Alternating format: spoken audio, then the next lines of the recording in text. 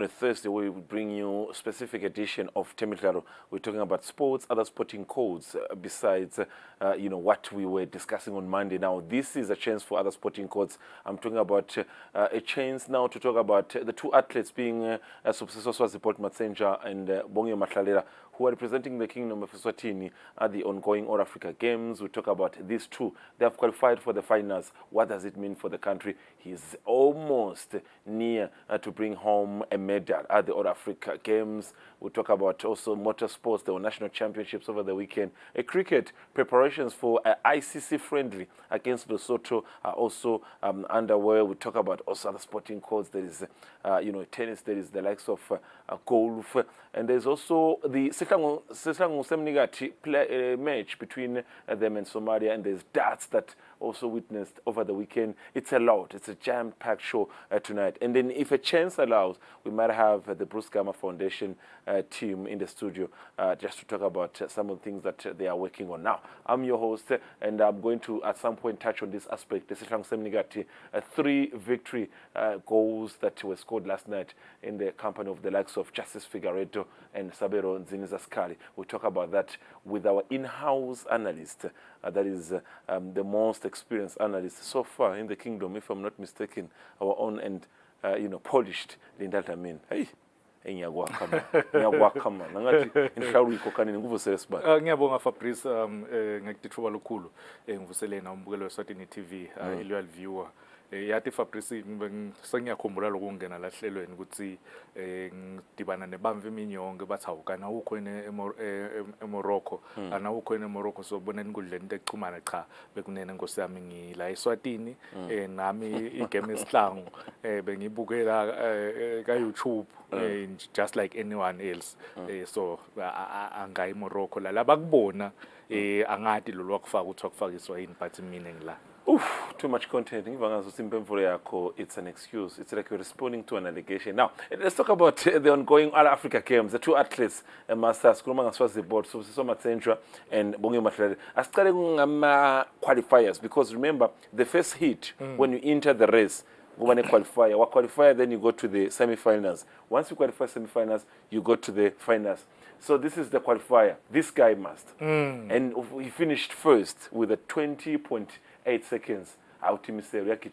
Fabrice ngilele sikufunako lokho I think njoba ngingasho ngathi kulama games lawa ema All Africa Games Sibusiso Matsenjwa kuleti ngijim leti the most experienced so vele bekudzingekile ukuthi kulama hits no sekumele ukuthi nyalo I think isikhathi sakhe sekumele ukuthi nyalo sithi sokuthi lo 19 point ulukhuni but kumele ukuthi lokungenani nyalo kude kufinal sitawukhona ukuthi but nje anyways Fabrice kulama hits njoba ngisho ukuthi kulesinye isikhathi le competition lonayo iyakwenda kusinawo lesikhathi singabe ngilesihle but uphumile kuma hits ang number 1 which is a good thing because kuma hits asho ukuthi kuhlangene wonke umuntu then kuma finals sekuyodibana bosondonzima bonke labamvu labawine kulama hits so yena kule hit lena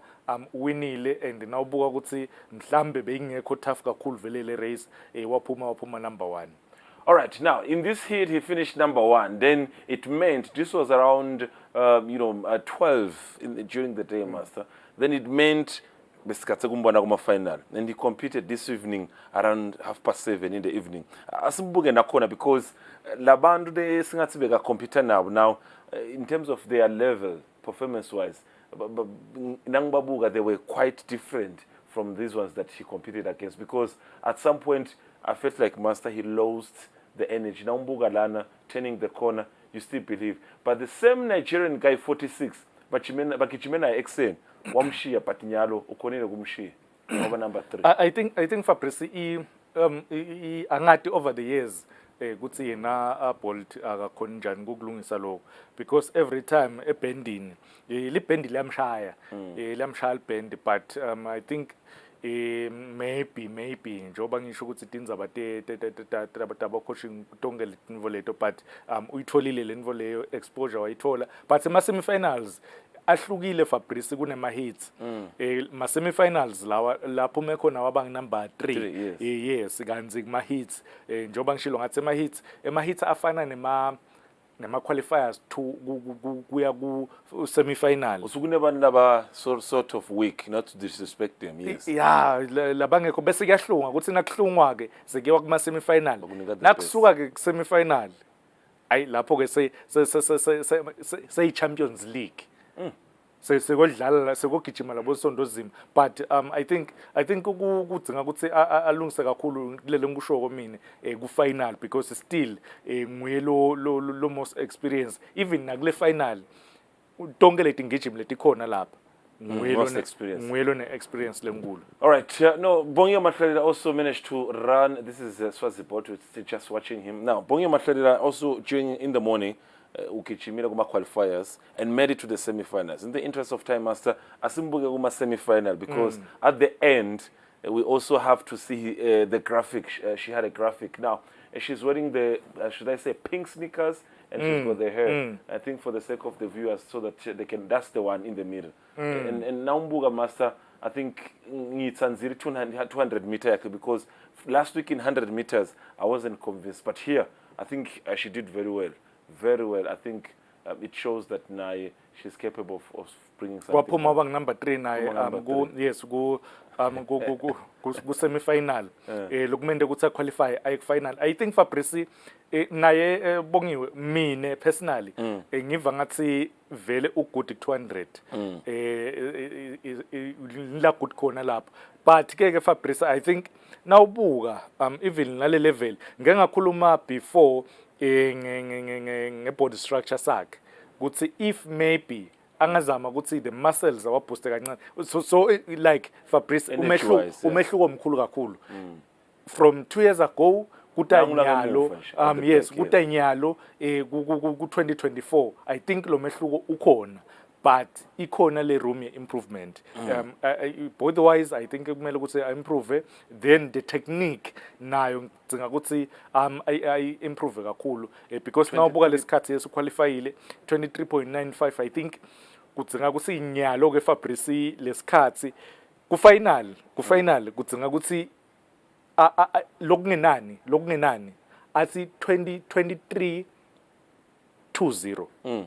ku final lokungenani 23.20 hayi lo 23.97 sorry 95 lamtholile kuma semi-finals. What a sport it is. Now number 6, that means that small Q, it's a small Q, but it means she has qualified on minimal details. The Q means on minimal details. I think they look at the performance, they look at the numbers of the athletes that needed in the finals. That small Q also means she has qualified on minimum details, but she has qualified. She's into the finals tomorrow. They are competing. Master, yes, we're moving on from the topic, but what I like that is that now from these two tomorrow because a medal is needed. There's a gold, there's a bronze, there's a silver. One of them.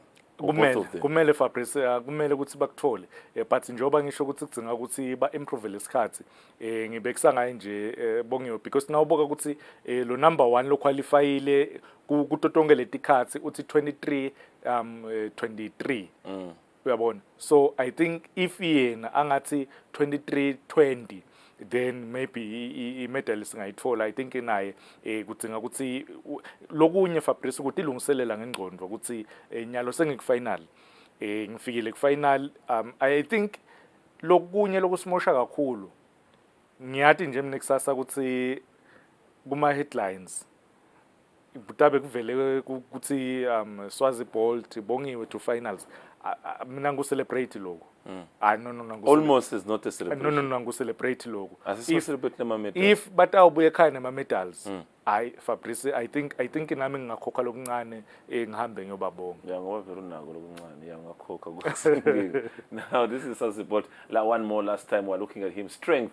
Ukhulume ngale khona muscle, but I like the body. Ukhulume nzaba yama muscle, his legs, the quads, you can see that there's a bit of meat, and that also adds up the energy. So running his qualifiers, getting ready for the Olympics, it's something we're waiting for. Now, in as much as they're doing well, The motherboard, or rather the association that is in charge of athletics in the country, things are collapsing, Master. I think for the couple of 2 to 3 weeks, information coming from the Eswatini Athletic Association is that the body is divided. Some people have resigned.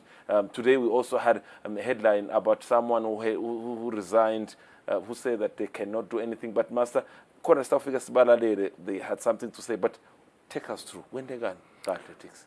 Fabrice, lokwendeka athletics I think kusukela eminyakeni ophelile solo sayikhuluma lenzaba ka athletics eSwatini. Kwendeka nako Fabrice ema clubs afuna special meeting kuyo i-executive board yayo i-athletics eSwatini. 5 times solo bacela i-special meeting bangasitholi. Bakhokha ama-petitions ama-petitions nakhona kwafana nokuthi bathela emanhleshisa-ke emhlane welidada kuthi tena sekhamba ke Fabrice kwasuspendwa iManzini Athletics le coachwa nguMuzi Mabuza loka wethu la studio. Yes, lo wafika la studio basuspenda Muzi basuspenda neteam bathi nguye lo hamba embili ekukhokheni lama petitions lokusho ukuthi bathi bamsuspend eksuspendeni kwakhe ke namabuza kwendeke ke Tinvo wasuspendwa ngunani imember yeboard lengavoti kanzi dzinga ukuthi ku3 walama members elboard ku onke la kube ngilavotako but labanye labang3 bathi thina asikwati lokho so kuthi tena kufika ke Fabrice over the weekend kufika iAGM ithi tena iqala Fabrice bekunala ama point ukuthi sitawucala ngani iroll call kufunzwa ama minutes president athule speech sakhe SG athule speech sakhe then bese sekuba nema proposals ema teams asema teams cha thina sicela kuqalwe ngema proposals ema teams kwathi nakuqala ama proposals ema teams. This is the past weekend. Kulewe ngibela somvulo esisuka kuyo athi ama teams naka propose athi thina before sichubeke sicela kwati ukuthi kunaku lokwendlulile kwendekeni kwekuqala ususpenduleni Mabuza wayisolana enkantolo nawubuka nje ukuthi lapha A B C D kule agenda A B C okay A na B roll call bakwenda of the meetings.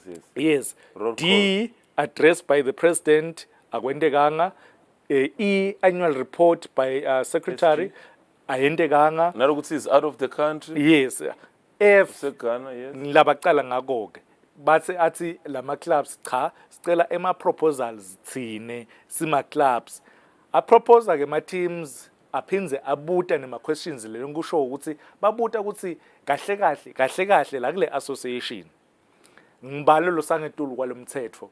That's one. Number 2, ususpendeleni Mabuza wayiswa enkantolo lamanye members angati kanzi bedzinga ukuthi le Tinvo stisothe thina si athletics eSwatini. Fabrice I think lenzaba le yathatha 2 hours. Master lenzaba lena ngathi nasengayikhuluma ngathi seyumgico vele kulamalanga ngoba it's making headlines in all platforms, but they talked, or the same AGM you're referring to, there were discussions asasibaningela ithuba, but before baningela ithuba mfuna kuveta nako Mabuza kwafika la studio Muzi Mabuza, the coach, athletics coach. The question you might have as a viewer is that how come Zakele Dlamini is not in the studio? We tried to reach him countless time.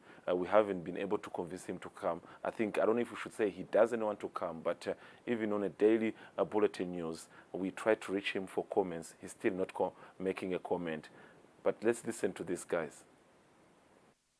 Excessive conflict with the constitution.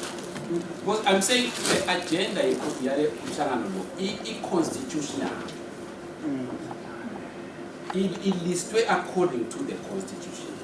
And there is no harm for us to proceed as per the agenda. Let us judge code. Then we can deal with that maintenance figure. It's just as simple as that. How much you listen to the clubs? Just one thing listen. Looking at Emma Bello State is to promote friendly relations. It's a scholar. Logo Emma matters la kona so result in a symbol in a micro match. Now you mention your corner sitting okay as a result of sending and then you are not allowing us that proportion. We are deep. What can you lose by saying I as well in law? Nyaloje kubesi to repair the matter. It's just a simple thing to president. Because look at it in that way, boss. Things in boss, you know, something about my president. Now, sesikhuluma ngalo F na L again, so uthi singesayikhuluma lenzaba sivumeni banzi la ngisho. So when we accept chairman singabe sesiyanjinja nje sengiworried ukuthi consent one manje. Wait, Nambala. Unfortunately, this meeting is not for that today, and in particular because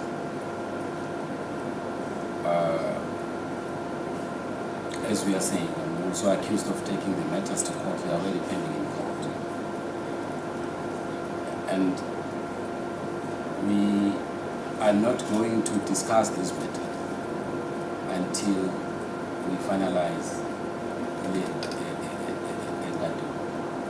that issue.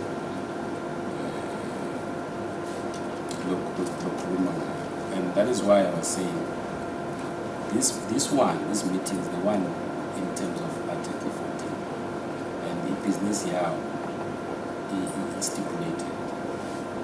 And if we start getting there, why petition, why refusal, why if it's called refusal as stated, I don't think it is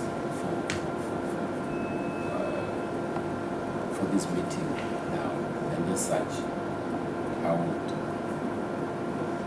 ask that we pause on these issues and not deal with these issues.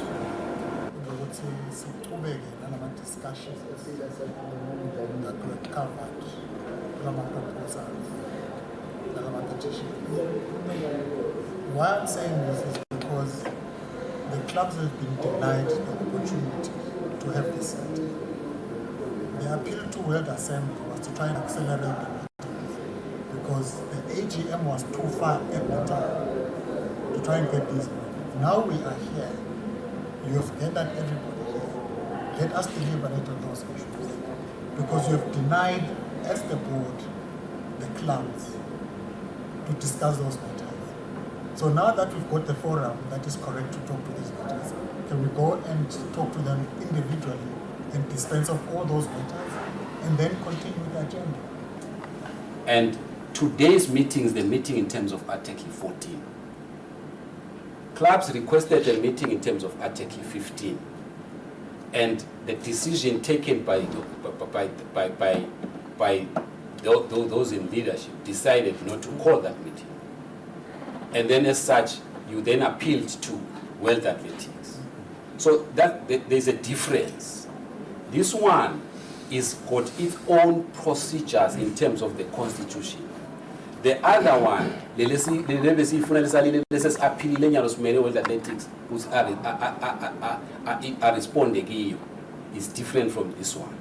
Now, unless now you are saying, no, Lennox doesn't make sense. There is no withdrawal of that matter, that one, of that request. So let us not mix the two. They are separate. This is an ordinary assembly. The request was for a special general meeting, and the agendas of both meetings are always different. Perhaps we petitioned for a special AGM. Sangayithola ngiyakuva lokushayabo sewami. Uthi lo mbuto si aphilile sema clubs. Sifuna kuva thina as club ukuthi ngubani lo longetulu kwemthetho because sine constitution lethi ema clubs nakacela special meeting asibe khona a special AGM. We are not in a way to proceed with this meeting, and as such I am calling off this meeting.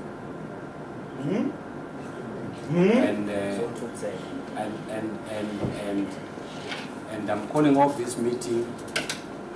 We are going to hear from a word from World Athletics. Maybe they can then come in and intervene and come and preside over this meeting. Athletics is not owned by Zakele, by any individual.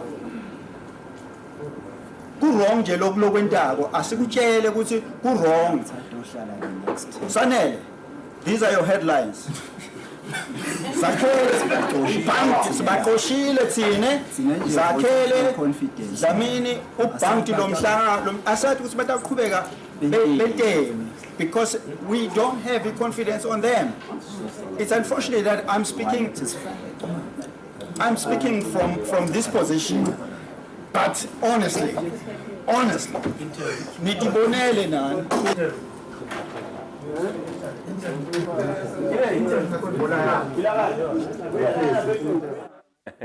Wow, quite exciting. That is the AGM, the so-called AGM, Uvokar Gakulu, Gideon Mtem. And I think former president. Former president. Yeah. And I think he's based at Golden Foot Athletics Club, yes. We are moving, we'll see, unigama headlines. But you want to comment, Master? I think Fabrice lokwendekile kuthina kusuka kulomhlangano because the teams nangiva mine ngalela langa besafuna ukukhetha interim committee because khona lo phakamisa ukuthi sicela bakhweshe lasebahleli including the president but kuthithe kwendeka after lo mhlangano Fabrice kuleli viki ku resign 3 wema board members ku resign vice president kwa resigna lobuke itaka medical kwa resigna lobuke itaka gender lokusho ukuthi 3 board members are resignile nyalo ke sengibanike lo sakhona ke because ayisafonyishwa nyalo no i quorum sekusele president na treasurer kuphela na SG lo SG ke uyaqashwa uyaqashwa SG kulala bavotelwa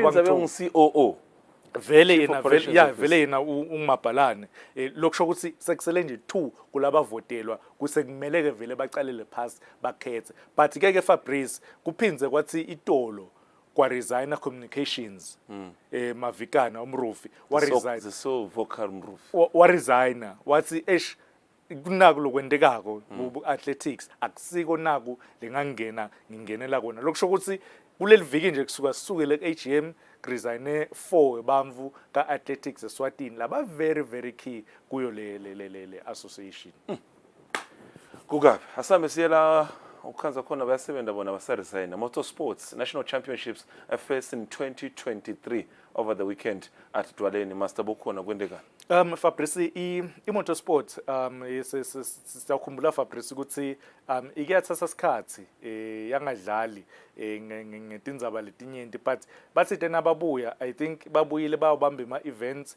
so lapha eDwaleni bebadlala iseries yekuqala kulomnyaka iseries yekuqala ke Fabrice ngisho ukuthi lemidlalo lama championships lawo ataba nema series okay lokusho ukuthi ataba na series 1 labamdlalile ngeweekend next month series 2 yes series 3 but ke Fabrice lokungichaza kakhulu ukuthi na ukhuluma nabo labaka motorcycle leligoli labafuna kulishaya lukhulu kakhulu bafuna kugcina bahoste i-event lenkulu letawufaka emave latawucela afake isifundza lesingentasini livikathi le-Africa enyukele afake i-Africa yonke but ke Fabrice coming back kuyo le weekend I think sibone ngisho ukuthi a very exciting race kuyo because iqala ngetigaba kuqala labancane kulandzele labasemkhatsini igcine kufikela la sebabadzala but I think kuyalandzeleka even nemumvu longa understand didududu Fabrice uyambona uyahlala abukele ahlale ajabule akusiko nje ukuthi bahleli bayobhunyisa lithuli kuphela bashalthayi no kuyareyiswa kubonakala lo wathi isidududu mbamba and ukuhlale Fabrice uhlale ucophelele ukuthi ingasuthi alijika kabi likona ingasuthi awenda in but umbona ligaluja liche nje ngoba sibona bashaya I think ku exciting because sikhuluma ngema expert la badlali laba trainiwe badlali labatiwe ukuthi uma ngifika egidzini noma mangifika egcumeni ngawufika ngiphakame kancane ngingahlali kule studio because ngendeka singikhokha nangifika ekoneni ngenda kanjani I think into tonke letinvo leto elengicaba ukuthi tenda lo mdlalo ube special Now, Eugene De Point is the president of the motorcycle Eswatini. He has a message for the athletes and what they want to do with the sport. He's going to be accompanied by the eventual winner of the race on the day. Wasn't too dusty, yeah. I guess I just got a good start and then made it easy for me. I guess the track is more one line. It's not very easy to pass. When you make passes, you make a few mistakes. So, yeah, I got a good start and then able to pass forward on the first lap, so that made it easy for me, not sitting behind the guys for the rest of the race. Of the year, we are looking at a nice turnout of about 40 riders. We have started a bit late this year, but we're looking forward to a really prosperous season for the motocross industry. Kahle kahle sifuna ukuthi lamaswati bafika lana bajoina le sport lela, because we feel like we've only tapped a small market of what's available in Swaziland, and that's why we are very excited about Sports Council's initiatives, the Shuguma events, because it takes us out into the country, different regions of the country, and siyabakumbisa ukuthi hey nice tututu isebenta kanjani siwendana lesitututu, and labantu bajabula nje. It's really impressive when we see kids interested in the sport, because we want to grow it. We've been here for the last 40, 50 years. Motocross has always been a big part of Swaziland, and we want to continue that. What it takes, we have to really prepare the track, we have to rip the track, we have to water the track, we have to make the faces so that when the bikes jump, they really jump smoothly. We have an enduro cross track which goes through the river, it goes through rocks, so you have to really set out the course for them. It's got to be challenging, but it's also got to be safe at the same time. You know, we really do rip and we really do dig the soil and plow the soil so that the bikes can have more traction and they can really do the cornering very well. And even if they do fall in that, it's a cushion. You know, it's not really very painful, if I may say.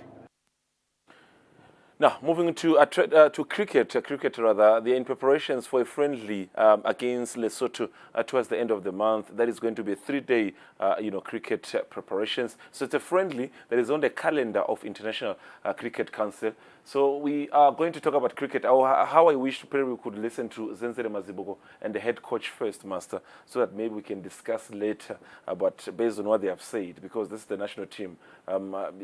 Because he's actually giving us details about this friendly. Why is it under ICC? Let's just listen to Mazibuko and the head coach of the cricket national team and where they are currently as a team. Lesotho siqala Friday yamhla ka28 dlala Friday 2 matches, Saturday dlala 2 matches, then on Sunday dlala imatch eyi1 sitabe sidlala khona la eMalkens iLesotho itabe kungiyo lesivakashele. Game le sanctioned by ICC, so it will work kuma rankings ethu ku ICC. So ICC itabe I recognize, so it's not just a friendly match ukuthi siyadlala nje. Kutasita kuma rankings ethu nangabe siyakhona kuphumelela sikhone kunyuka kuma rankings. As a cricketer, what I have seen, because you see, only we started working with them yesterday. So first of all, the guys have the potential, they have the material, but we need to dress up. So for that dressing up, of course, we need some drills in the field for the fielding. We need some drills for the batting practice and for the bowling practice as well. So which we started already in Manzini Club. As you can see today, we are splitting those players into 2 teams to playing the match. So the more practice, I think we still 10 days to go. So we should be there, what we're looking for. And not enough, but we will try to utilize the maximum of that, because every day because most of the guys are working. So we have going to have a practice every day, the after evening. So we set up the net. We have the net facility in Manzini Club. Set up the lights, good flood lights. The beautiful facility there. We developed. So we will be using every day. After I think 7, we will have to set up one time but we'll try to engage all of them. So I make sure, like as a coach, so everybody must be be there. Salif Ula, that's the head coach of the national team cricket. Master, we are moving coach, we are moving Zenzere Mazibu, the operations and development officer. Malung Sera Kubek. Lesotho is coming in the country. What a chance to up their FIFA, or rather cricket rankings. Itawufika iLesotho Fabrice kuleli viki lelitako ngenteke ifike ngalesine badlala ke kule mpelasomvo lelandzelako batawudlala imidlalo lemthathu emalanga lamathathu Fabrice nayo iLesotho so bayalungiselela Fabrice balungiselela bebalapha eMalkens Country Club now move coach Saif Ula I think ku engage kwakhe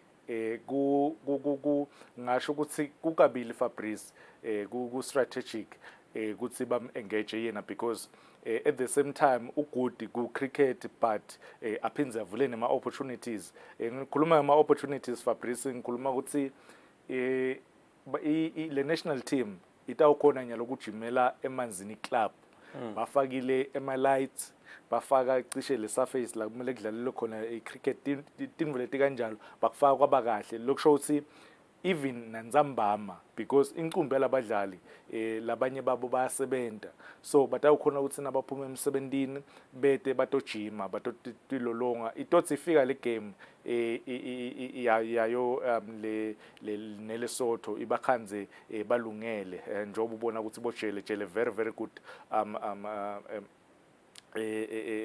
bowler yena Jele I think uyaprove ukuthi ukhula kanganani sikathile kumbona yena Jele sikathile kumbona naye Melusi because badlala neLesotho eRwanda bayishaya asikho ke sizathu Fabrice ukuthi nyalo iLesotho nayitela kithi singayishaya. Now another sporting code that is exciting that I haven't talked about for a while, that is golf. There was an MTN monthly Masters over the weekend and it was once again an exciting. One does first once again to listen to what the golfers had to say and then just tell us about the excitement of the event, especially the two winners, and then when we come back this man will take us through the event itself. Let's hear the two winners, what they had to say.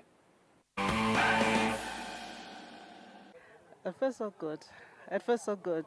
Despite the sun, the heat, it was scorching hot, but yeah, I persevered. It wasn't good, but in Dlalile, yeah.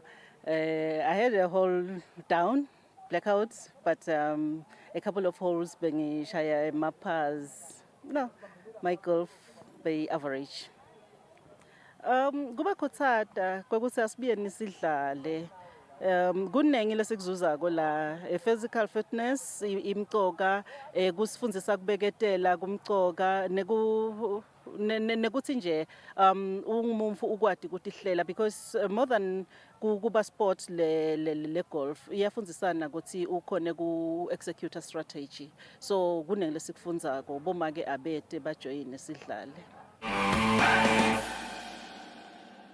Thanks very much. Sicala ngekubonga sibonge sponsor ukuthi sisemukele sibe nathi la eMpabane.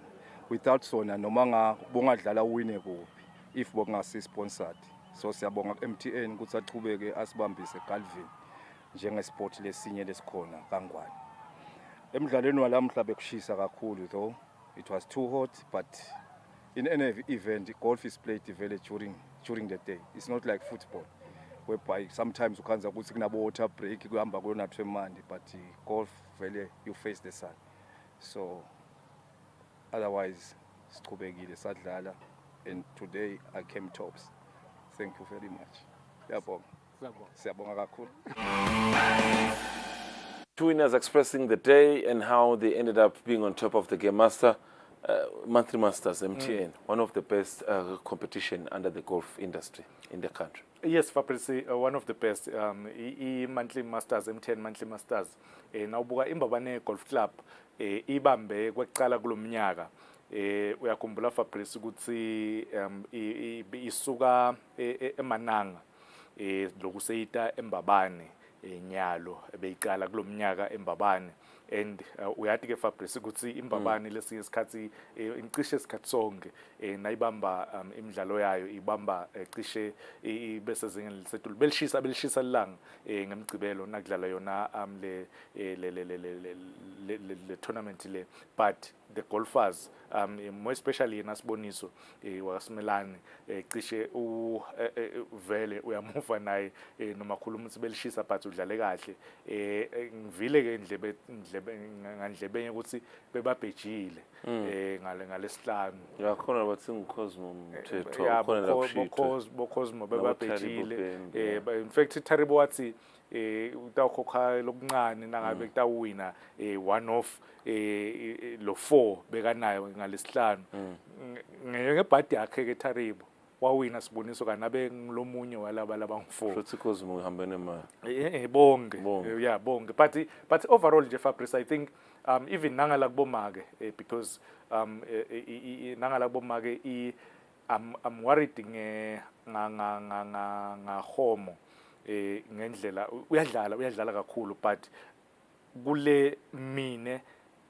nangicala kumbukela bengathi ukuthi mhlambe utawudominator yonke icompetition levelako but I think credit to kulalabanye bomake nabo because over the years ngicabanga ukuthi lo mehluko sesiyawubona mukhulu sebenyusile nabo akusesiko nje ukuthi ukukhanza ukuthi kunamake munye uyadominator 6 years namake munye uyadominator 5 years but inyalo sekubhicabhicene uthola ukuthi last year lo munye the next year lo munye the following year lo munye ngicabanga ukuthi invo lenhle leyo.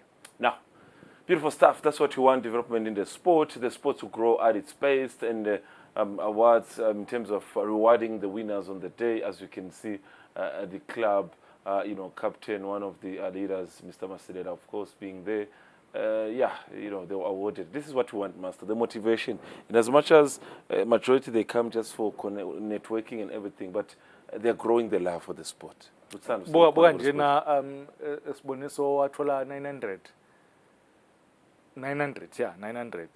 kuyo MTN, but it's not about the money. Ngicabanga ukuthi igalova ingilokunye number 2 wathola 800, number 3 wathola 700, number 4 lokwaba the first lady wathola 600. So ngicabanga ukuthi i-motivation but lokumcwa kakhulu ngilokudlala lokumenglisha lokuthi nisherishe ama-ideas. Now let's move quickly, Master. I want us to rush to darts over the weekend. Ngikhumbula ukuthi so patches bekakhulu na akhuluma ngema preparations of one of the biggest tournament with the Governors Cup. Yes, they played over the weekend. Ngiyathi ukuthi nje ngiyakuthanza Temidlalo ufike nje wavitaliswa la wabona ukuthi bekwende kani. Yes, Fabrice lishisa langa eholeni elangeni but badlali bemadarts ngicabanga ukuthi Fabrice ku kwadlalwa Fabrice lama games lawa la ange weekend bekusadlala ema group stages kuphela bekusadlala ema groups kuphela lokusho ukuthi it was more like kubuka lokuthi ngibani lotawucetha asetulu then laba tawucetha basetulu but awuhamba baye ku knockout le knockout itawudlala kuleli viki but ke Fabrice I think le level nakhona yenyukile because nawubuka nje president Kofi washa i-defending champion kulama games lawa. I think the level inyuka kakhulu. Malkens solo banabo badlali labacishe banabo basezingeni lisetulu because siyayathi ukuthi over the years yona i-team yasemalkens idominateile wona ema-darts correctional bakhona na laba bakhokhile nabo flag nakhona bebakhona badlalile but overall nje Fabrice ema-games ema-group stages asaphelile lokusho ukuthi inyalo sesitawubona ukuthi kuma-knockout kuhamba kanjani ngibani lotawugcina ayiwinile yona i-President's Cup yawo ema-darts. Now let's move on. Netball, it's not the only sport that was busy in darts because even netball, it's another sport esingasho ukuthi bake baba quiet for a period of in a month or two, but now they are back in action. Bebasebenda Master nge weekend now. Bebadlala Fabrice nge-weekend lapha Wenzani master la? bumbofu nje Fabrice lesinabo. Kodwa ke Fabrice Beyahloseni camera person khona la sitshela kona I ukuthi think asivete indzaba ukuthi indzaba equipment ne yes. But nje noma bekunjalo Fabrice imidlalo ye-netball round 2 ichubekile lapha ezakhele yes kaManzini bomake nabo badlalile I think nakhona mhlambe because kunama tournaments Fabrice lothi nawabuka incumbi yawo nakusaqala umnyaka because sisenyangeni yesithathu unyaka uqala umnyaka uyabona lothi hey mhlawumbe nakufika bo May June July August maybe le level tabe seyinyukile but uyabona ukuthi okay vele kusesekunyentana lokuthi sisaqhamuka kuma holiday but I think ibuyile imidlalo badlalile bomake badlalile bobabe I think njoba ngisho ukuthi ngisakhala kancane ngale level lendlela le bobabe ke lapha sebobabe laba nabo labadlala yona i-netball nabo babadlala ibuyile imidlalo yabo sike sayikhuluma ke indzaba bobaba ukuthi incumbi lama teams la kasesemasha Fabrice ngala kubobabe I think khona usabona le gap between nawa lasadlala isikhathi lesithe nanawa la inspection before yona igame because akudzingeka tingalo letinza ngoba ungakhanza sokuhweba lo mhlophe mbona ngathi UEDF mbona ngathi logo young Buffaloes la yes I think ngilelinye licembu Fabrice lelite ngisho 6 years likhona ku umdlalo we netball kubobabe I think kusabonakala but with time ngicabanga nabo batawuhamba badominate. Now, beautiful stuff. Now, the biggest story that is making headlines in the kingdom of Eswatini as we watch this netball, visuals of the men playing netball over the weekend. Now, the biggest story that is making headlines since last night is the victory of the national team, Sihlangu Seminigati, after clinching that victory against Somalia in the AFCON qualifiers preliminary round against Somalia. The game that played in Morocco, 3 goals was the final score. Master Uyibukele game, was it a true reflection of what you wanted? But for the viewers, this man, Linda Dlamini, was halfway spot on Monday. Nakhuluma prediction not halfway. Yeah, 80%. Why you nakancane ku goalkeeper Ncami, so I think when washo khanya kwez and then ku Mkolisi in Savio, right? Yeah. That was okay because bagcine bashinjana but 80%. 80%. Yeah, the game itself.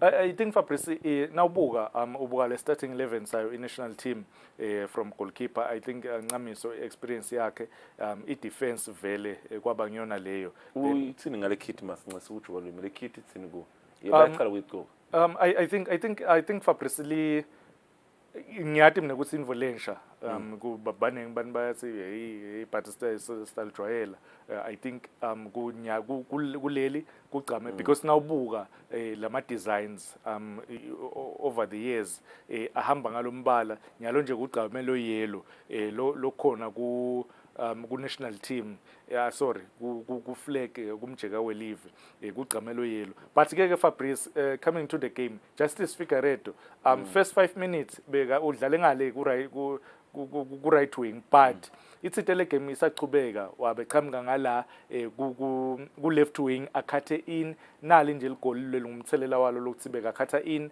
angene ngekhathi ashuta zame kushuta ebonga besangale ngenhlangale ulitholile ke ligoli Fabrice experience because kulesinye isikhathi kuyadzinga ukuthi ushute dayewendeka i-deflection ilithole the hard work of this man. He delivers the cross in the corner. Look what happens. He takes and then he runs in the box to get that header.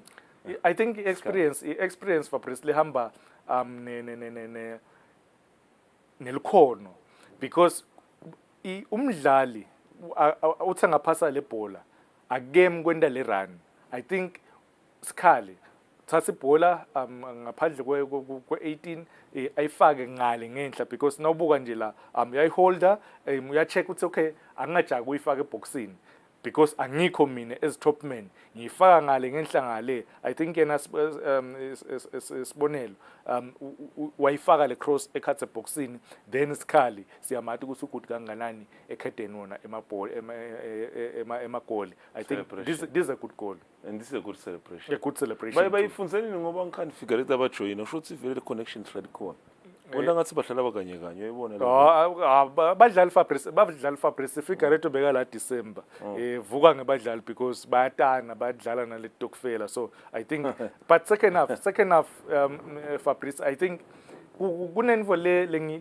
lengibukile la kule game lena ngakwakhe bekazama ukuthatha ama shots kule game le more than any game lengangayibukela adlala kuyo i-national team because now umbuka lo ukuphi inyalo kanzi ngumdlalo odlala 6 uyabona but nange ulapha ku D-line kukutshela wona ukuthi le game lena bekathi the coach asesizameni ukuthi ningahlali kakhulu especially the midfielder the two midfielders kwakhe unayo shot uyakhona kushaya Figueiredo with an half assist because from the assist to the other assist yes because now ibuka nje ukuthi ungembili Sifiso Mathe ungemuva I think labeka khona ukuthi ahlale kakhulu bekungusifiso Mathe but beka khona ukuthi yena akhona lokuhamba because uyakhona kushaya uyakhona nalokwafaka lama passes lamathe I think overall Fabrice 3-0 yes naqala sawena 3-0 simwinile against Somalia labanyendi bayakhuluma bekungamele siwine 3-0 kuSomalia but iwinile national team 3-0 kuSomalia athatheni lama positives lawo sihambe nawo siqhubeke nawo sibhekeni phambili then second leg. Talking about the positives because in an interview the head coach Dominic Gunene during the news ngimuva khuluma ukuthi they are very thankful of the embassy of the Kingdom of Eswatini in Morocco, Maswati, especially the students, local sibafunza le Morocco. Bakombe kubasekera, baba support, and that's what you want when you're away. Fabrice, kula mavela khona la eAfrica cishe eMaswati akhona onke so nangabe kuyodlala likhethelo lesive eMorocco bebakhona njengoba usho ukuthi coach Dominic ubonga kakhulu wona eMaswati la 7 la eMorocco ukuthi baphumile bawo supporta i-national team because i-national team Fabrice kusho ukuthi sengile live lakho nabathi iSomalia idlala neSwatini akudlali lamaqembu kudlala iEswatini kungamehluko nasidlala neBrazil futhi sitimisele the same sitimisele nakudliwe le live lakho so I think ngiloko lokusathi ngakuthi sik-understand ukuthi isho ukuthini i-national team once I understand lokho sitawubona ukuthi okay kumcwa kanganani ukuthi siyi-support naku nje ukuthi i-second leg next week eMbombela sivile ukuthi kungena khona kumahala so I think wonke umuntu bengingajabula mina though ukuthi i-Football Association ihlangabede the fans manje bathi nangabe kung300 kuya ngiyabekisa kube ngu150 bakhokhe emabhasi bahambe bayosupporta likhethelo lesive khona eMbombela. Now thank you very much Dlamini. Talking about Sihlangu Semnigati, it's quite information, but we'll talk about it because there's still Monday. We'll talk about if it's not broken, why change it? You can maybe still start with the same lineup. Now, Bruce Gama Foundation is going to be here himself. Bruce Gama, he's going to be in the company of other members that he works under the foundation, the Diabetes Foundation. We want to find out about some of the tournaments we've seen recently, especially this past weekend. What are they trying to achieve? And Eswatini against South Africa, there was a match. We want to talk about that. Master, thank you very much for your presence. I know you have more work to prepare for the weekend. It's going to be a long weekend, but we appreciate your presence. A long weekend, Fabrice. Ma AGMs ngiyabona mabili this weekend. Ikhona tennis, ikhona techball. Bese sekuba nema events lamanyenti kakhulu. I think liviki litaba weekend itaba busy kakhulu. That's what he does for a living. He drinks, he sleeps, he smells, and he breathes sports. Linda Dlamini, our in-house analyst. A short break. On a comeback, Bruce Gama is going to be in the studio in the company of the members of the foundation.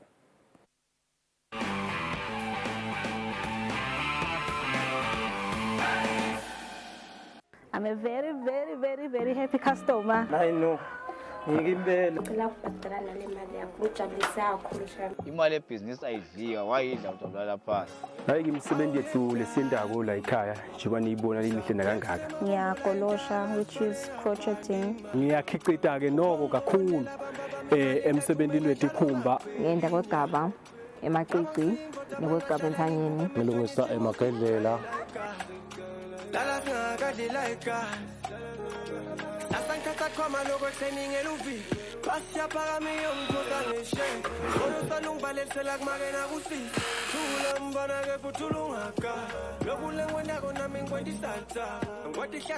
Hello, how are you? We are selling peanuts at 5. Thank you so much. Umdala kubusile.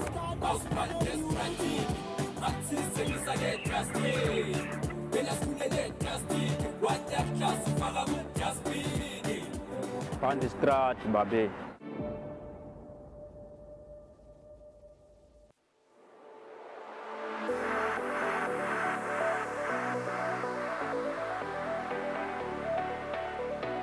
It is an interesting journey, a journey that I cannot take alone, a journey that needs you and me.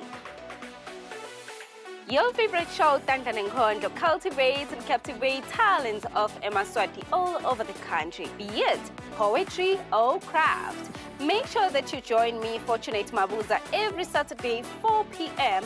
on Eswatini TV, Sibugo Semaswati.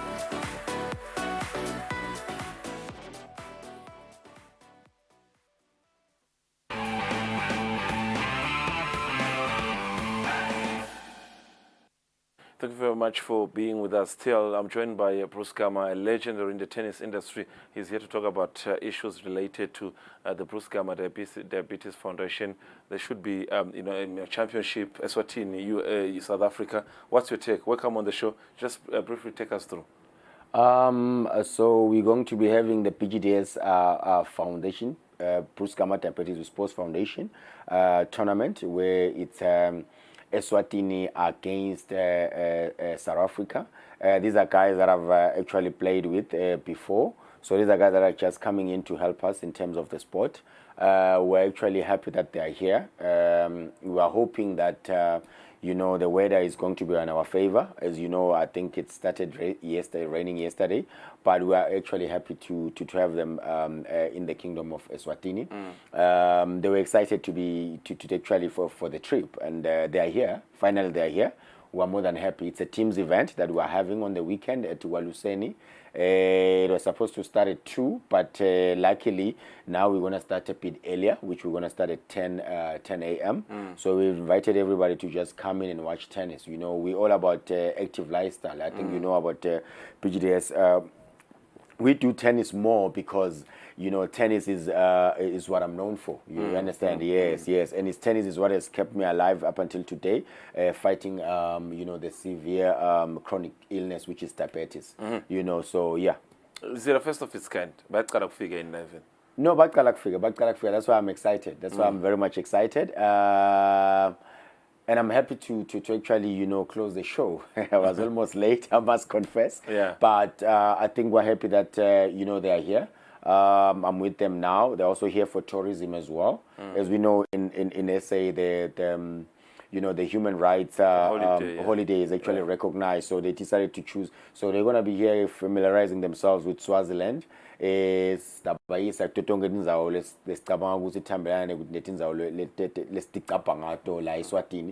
is good before the tournament starts actually on Saturday. So they're just going to have that 2 days before, the tournament. Yeah, before I let you go, rubbing shoulders with such great people in the sport, including yourself and your colleagues from South Africa. There will be youngsters within the industry. How important it's going to be for the youngsters just watching these international tennis players being here? It's what I'm excited about, actually. It's actually what I'm excited about because, we've got your Vusi Tabete, who's doing the most right now. And then we've got, your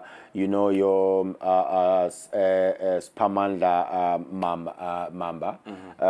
I think for me, what is important is that I've done my part, I've done my part as a tennis player.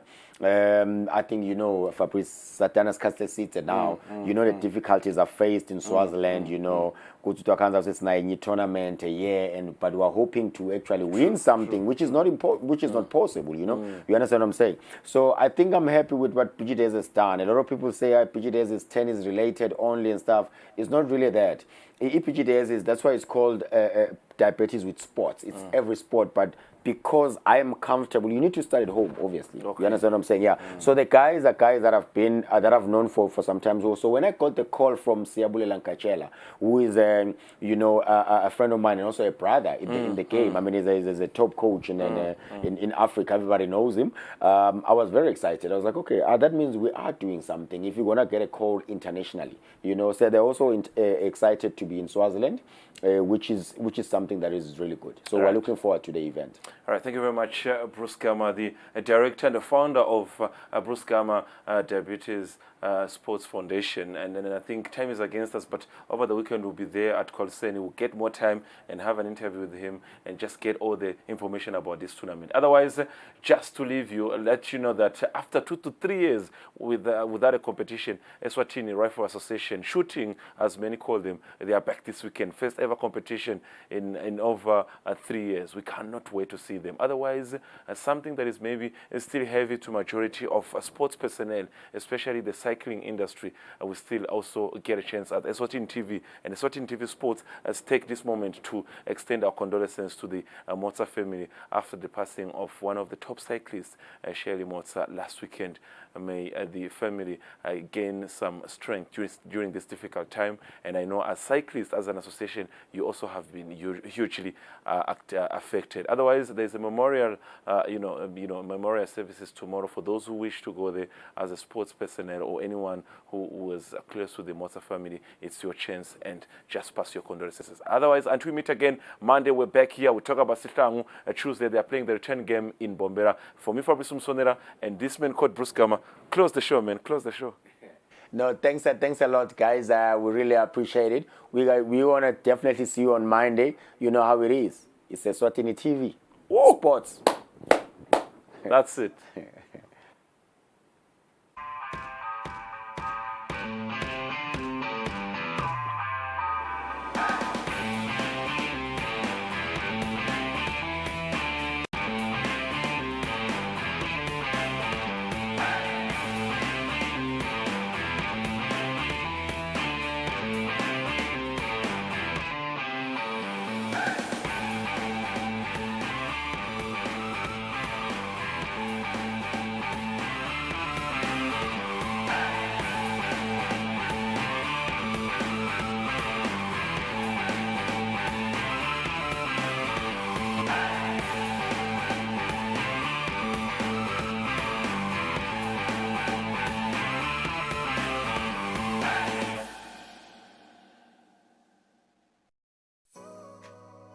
Renewal of TV licenses for 2024 is now open. Here is a quick reminder. A viewer's TV license costs 180 emalangeni per device. Other accessories such as decoders and set-top box cost 50 emalangeni per device. For traders and repairers, TV license costs 300 emalangeni per business area. And now, to pay your TV license, use these following methods. You can use MTN Mobile Money with the number 762222000 or dial *007 *3 *7#, or you can use Eswatini Imali.